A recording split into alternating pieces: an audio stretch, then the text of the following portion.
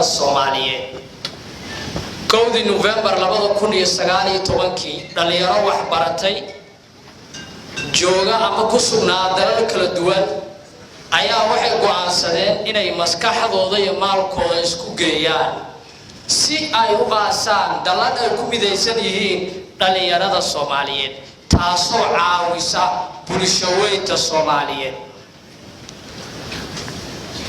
maxay ahayd sababta loo aas-aasay ururka SOYMO ama wax loo yaqaan Somali Youth Movement Organization هدفك وين أما تاجت كوين إلو أساسي Somali Youth Movement Organization أما SOYMO وحوها إن يعاويان لليرة الصومالية وعنونا إدل كأنه كجرت نباتوين فربضنا آل بحثن لنك وحبر الشدة أمنية نقالها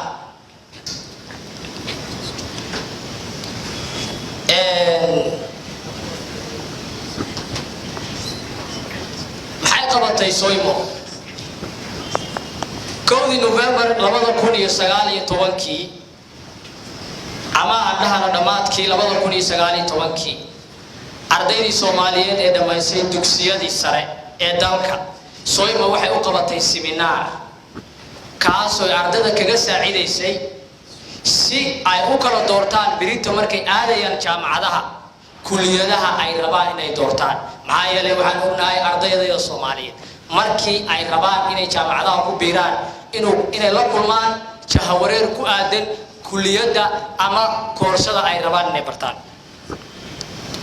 sidoo kale SOYMO waxay ka qayb qaadatay la tacaalidii COVID-19 kaasoo dhibaato baahsan ka geystay dalka Hooyo SOYMO waxay sidoo kale ka qayb qaadatay abaarihii kala duwanaa ee ka dhacay dalka Hooyo waxaan ognahay sanadihii ugu dambeeyay dalka inay ka jireen abaar aad u baasan kaasoo loo baahnaa in dadkaas loo gargaaro SOYMO waxay sidoo kale deeq waxbarasho ama agab waxbarasho gaarsiisay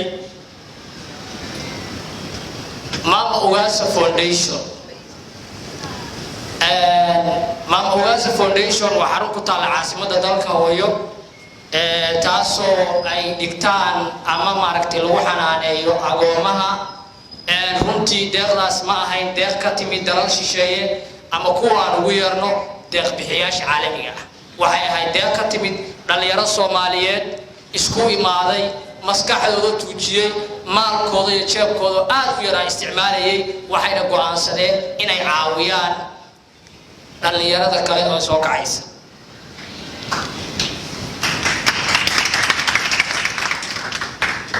SOYMO waxay sidoo kale samaysay biyo dhaamin ayagoo u sameeyeen dadka reer guraaga ah maxaa yeelay dadka yagii waxa saameeyay abaaro aad u baahsan SOYMO imisa dal bay xarumo ka leedahay ama imisa dal ay ka jirtaa ururkan maanta ito siminaarka aad ka u quruxda badan aan ku kala faa'iideysanayno aqoon kororsiga aan ku suganahay soo agaasimay SOYMO waxay yani ka jirtaa dalal aad u fara badan India Bangladesh Soomaaliya Turkiga iyo Uganda dhammaan wakiilada jooga dalalkaas waxay la shaqeeyaan jaaliyadaha ka jira dalalkaas waxay sidoo kale caawiyaan dhalinyarada Soomaaliyeed ku sugan dalalkaas si ay heer u gaaraan si ay biri dadkooda wax u qabtaan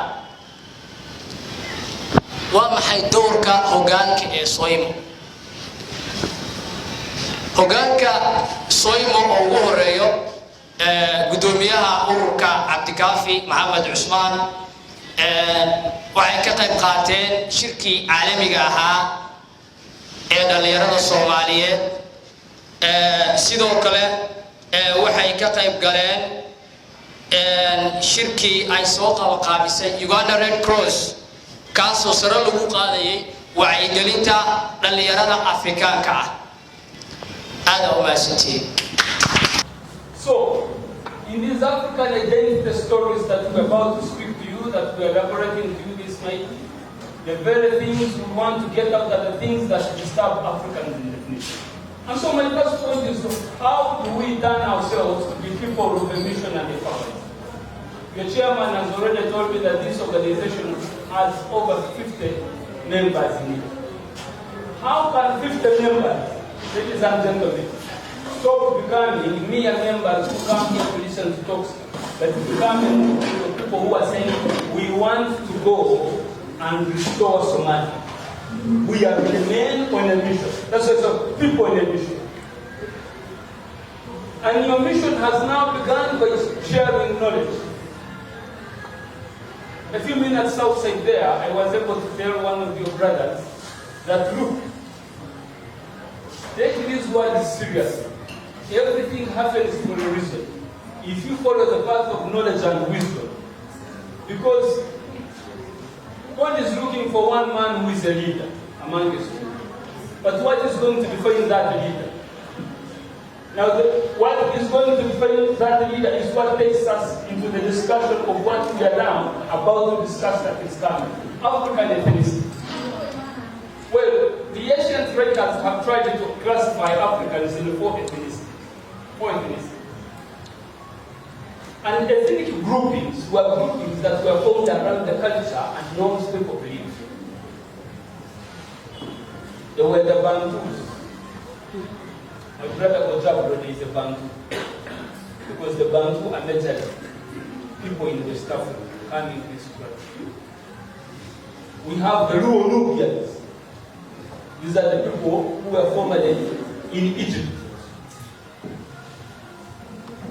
Then when it was called Kush, the Kushite Empire, when it was being ruled and governed by the pharaohs of Egypt, it was full of black men who were very strong. Now, the Bantus is another subsection of the Luo Nubians, but who went that side through North Africa. Then the pharaoh himself and all his men, before they could enslave Israelis and others, the sons of Jacob, who became out the big land and spent 400 years and settled them in that land called Goshen, they were men that were Luo-Nubians. Then from the oracles that were written by Moses as things were being revealed and spoken to him, there are other people who are called Hamites. They come from a man who was known as Ham. It's a very big problem. I am part of the Hamite. How to reason, I'm putting emphasis on certain words. Reason beyond doctrines of division and set ourselves free. I'll start with identity. Identity is by knowledge. If you know what this is, then when you see it with your eyes, you can identify it, isn't it? But if you don't know what it is, even if you see it, you cannot identify it, right? Now, what it means for me is that if I find any of you in Iceland, in Australia, in Japan, anywhere on earth, as soon as I set my eyes on you, I must be able to identify you and say, this is my brother. In the 1400s, even before then, the Arabs came to our homeland. We are Africans. Are we agreed upon that? Are we agreed upon that? That we are not black people. The Arabs came into our homeland. What did they do to us? They took us into slavery and robbed our resources. Is it true? Is it true? Yes. Let's be honest with ourselves. We are here. I am here to speak the truth to you about who we are. I'm going to tell you things you have never thought about. But the fact of the matter, the truth is that the future of this continent, where we come from, is in your hands. You are the future of this continent. So you need to know where we are coming from. How we got to where we are, then we can figured out how we are going to go forward, right?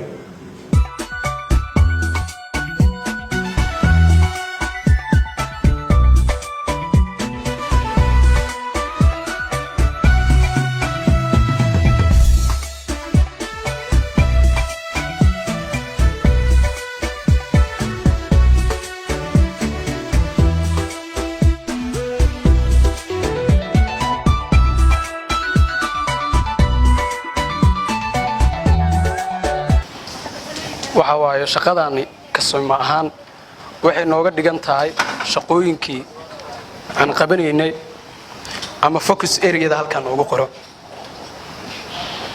waxaan maanta naga gudbay shaqooyinka aan qabanaynay qayb kamida waxaan inaga ku qasbanahay oo magacan aan u qaadanay oo magacan weynka badan aan u hugsanay in dhalinyarada Soomaaliyeed anaha waxyaabaha ay tabanayaan oo kala ama wixii ka dhiman oo kala aan u dhameystirno dawladna ma dirsan annaga isxilqaan shakhsi gooniya oo lacag nagu siiyo ama nagu taakuleeyana ma jiro waxa way faniska waa la bixiyaa wax kastaana waa la qabtaa duruufo badan ay iska jiro iyagana waxa rajaynayaa inaysan istaajin oo main bontiga iyo meesha aan u socono aan geeyno geediga aan wadno waxaan sii wadi doonaa focus area-da waa noo badan yihiin topigu maanta bisna ma ahan shaqaduna maanta bis ma aan qabanay waxa waaye shaqooyin horay aan soo qabanay oo kuwan la mid ah way jireen waxaan sii sameey doonaa kuwan kuwa ka waaweyn maanta waxaan baranay Afrika waxay tahay dhaqaalaha siyaasadda iyo bulshada qaabka isku saameeyaan ayaa meeshan ka baranay inaan qaaradaha kale oo shantaana ama afartan oo soo hartay aan sii gudubnana waa sameeynayna Yurub aan ka hadlaynaa meel kasta oo macnaha shaqa ay taala ama ay ka banaanta sida Afrika teedo kale aan uga hadalnay ayadana sii sameey doonaa Ilaahay hadii yiraahdo